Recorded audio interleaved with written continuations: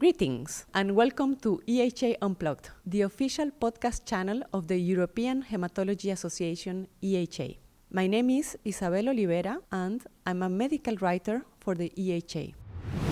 I have the pleasure to have here with me today Professor Lucia de Franceschi. Thank you. Good morning, Isabella. It was a pleasure for me to be here with you today for EHA podcast. I'm working at the University of Verona. I'm a full professor in internal medicine. I dedicate my life to research, both as a clinician, as a basic science clinician, working on mouse model for different rare disorders. So I'm here to answer to your questions. Thank you very much for being with us. So we're going to be talking today about recent findings on Pyruvate Kinase Activators, PK activators, a new therapeutic option that is being developed for the treatment of hereditary hemolytic anemias, such as sickle cell disease or thalassemic syndromes. We want to start by the basis. What is pyruvate kinase and what role does it play in red cell metabolism? PK is one of very important enzyme in red cells. We have to keep in mind that red cells are cells without the nucleus, so the energy is absolutely dependent by the production of ATP, which is in balance with another molecule named 2,3-DPG. So pyruvate kinase is the enzyme at the very end of the metabolic cascade generating ATP. So the presence of a pyruvate kinase deficiency due to mutation results in a reduction in the activity of pyruvate kinase. That means less ATP content in red cells. That means chronic hemolysis. And what is interesting in patients with pyruvate kinase is the presence also in a part of them of ineffective erythropoiesis, supporting the important role of PK also during erythroid maturation processes.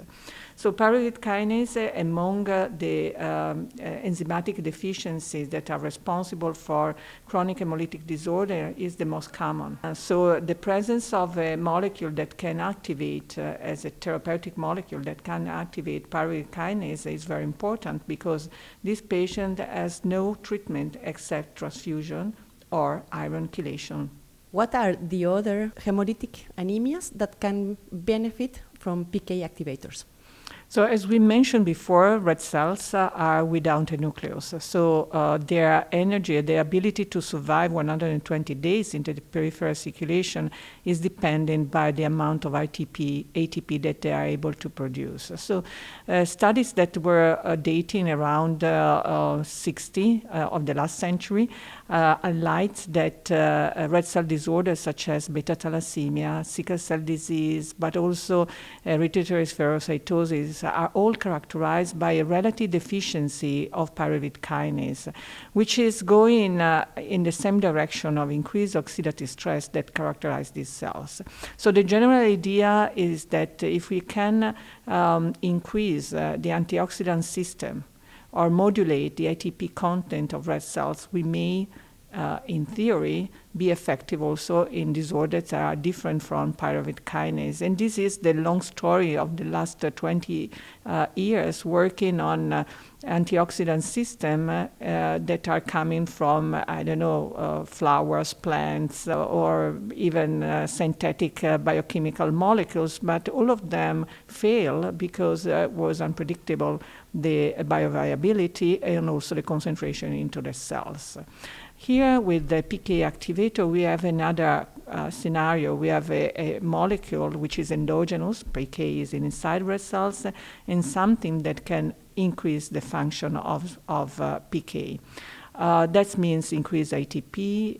Large part of antioxidant system are ATP dependent, so that means increasing the antioxidant machinery of red cells that are deeply affected by oxidation. One among those that we just named is beta thalassemia, which is characterized in the erythropoiesis stage, but also in red cells, circulating red cells, by severe oxidative stress. So what is the evidence to support the use of PK activators in the treatment of beta thalassemia? So starting from these very old papers that were just basic biochemical papers, very hard to read. I mean, I read it was terrible. What makes the difference right now is that we have available animal models for this disease, which can summarize all the different biological and hematological characteristics of the patient. So we and others tested one of these two activators named Mitapivat. The other one is Etavopivat. The first one is the molecule that has been approved for PK deficiency patient. We tested Mitapivat into mouse model for beta thalassemia. And we were able to show that Mitapivat improved ineffective erythropoiesis, but at the same time was also able to increase the survival of the red cell in the peripheral circulation. Something that is very interesting between these two molecules that are PK activator is that one is able to activate both isoform of pyruvate kinase, PKLR and PKM2, and the other one is activating only PKLR.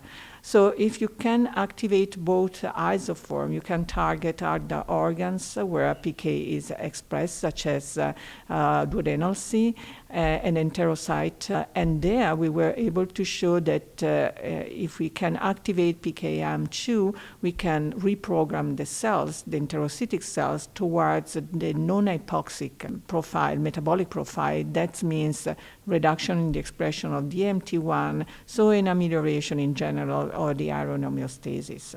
You mentioned that you have tested this in mice, but what is the evidence now from clinical trials in humans? So the data that we generate in mouse model offer the possibility to have a rationale to move the molecule from mouse preclinical studies to clinical studies. So there was a proof of concept study in non-transfusion dependent beta thalassemia patient.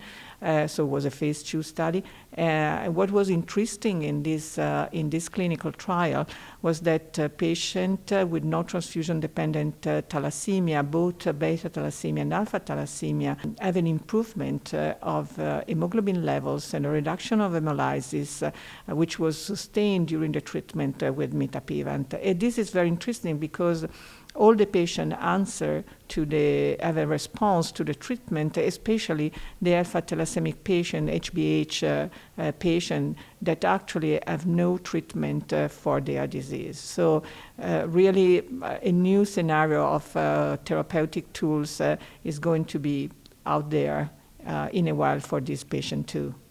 So this is a revolution in the treatment of these diseases. Yeah. How is the data also for the sickle cell disease? Sickle cell disease is a disorder characterized by, as all we know, by the presence of the pathological hemoglobin S, which has peculiar biochemical characteristics. That means that is polymerizing during the oxygenation phase. This is responsible for the generation of sickle red cells and dense red cells that are those that are trapped into the microcirculation. If we go back to the biochemical basis of hemoglobin S polymerization, the relation between ATP or 2,3-DPG is crucial. In fact, if you want to change, or you can change the amount of 2,3-DPG inside the red cells, you can increase or reduce the ability of hemoglobin S to polymerize. That means that polymers became more weakness compared to red cells where the ATP to 3-DPG ratio is reduced. That means that if you can increase the ATP content, you can reduce hemoglobin S polymerization and improve, again, the survival of red cells into the peripheral circulation. And this has been demonstrated in mouse model for sickle cell disease, and out there is enrolling two different studies.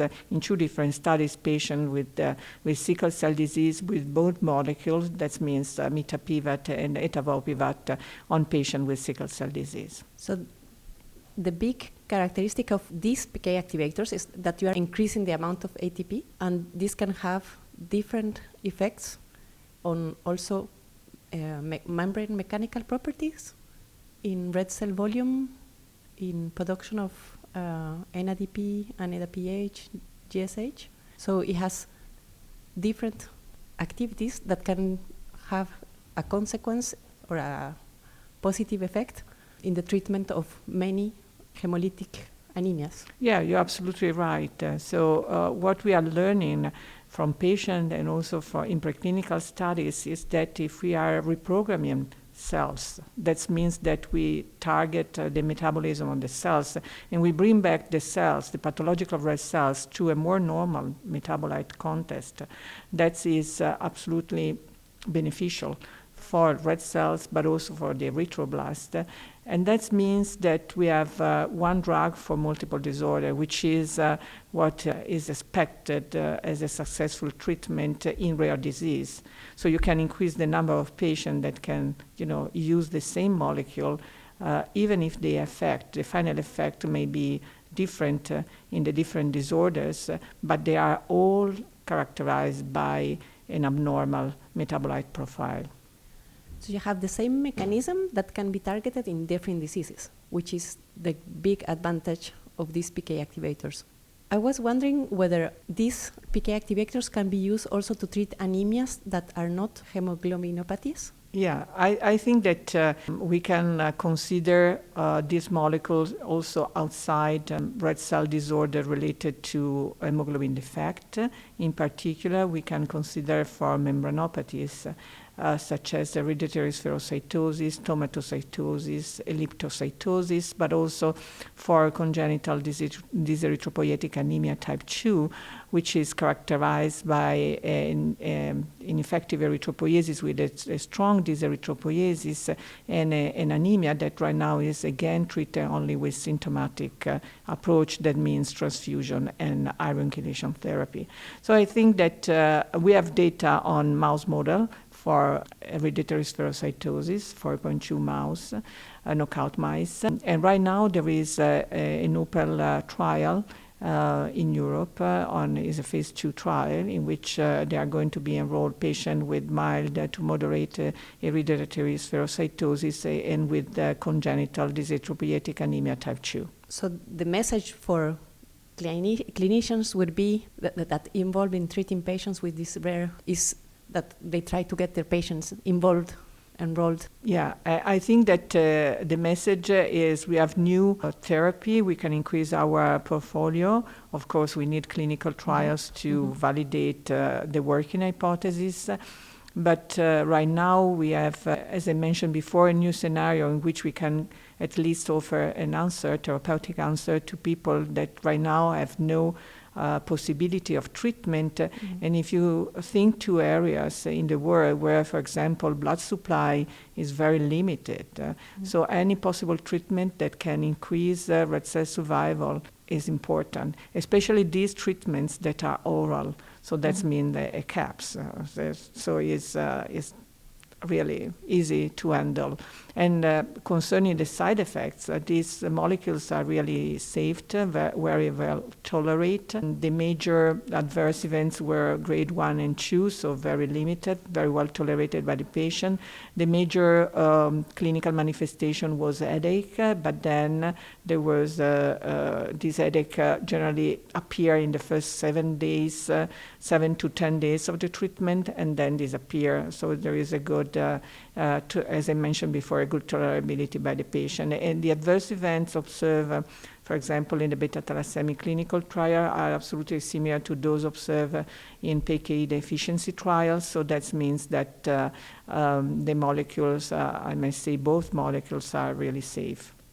So the future is looking much better for the treatment of all these hemolytic anemias. How would you summarize for a general practitioner, a hematologist, working in a non-academic setting? What would be your takeaway message about the treatment of these diseases?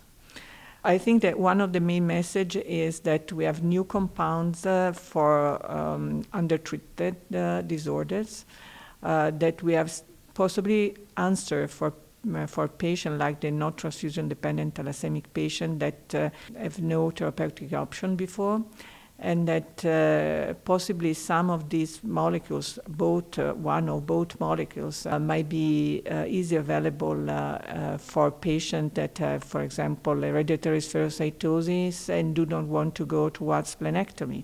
So I think is going to be very dynamic, energizing future.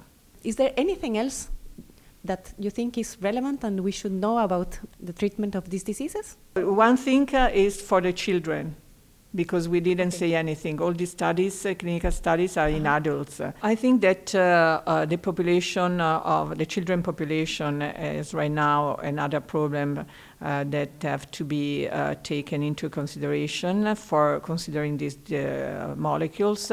So right now there is these molecules are under evaluation in a patient with PK deficiency, and then based on the results will be moved back to the other disorders.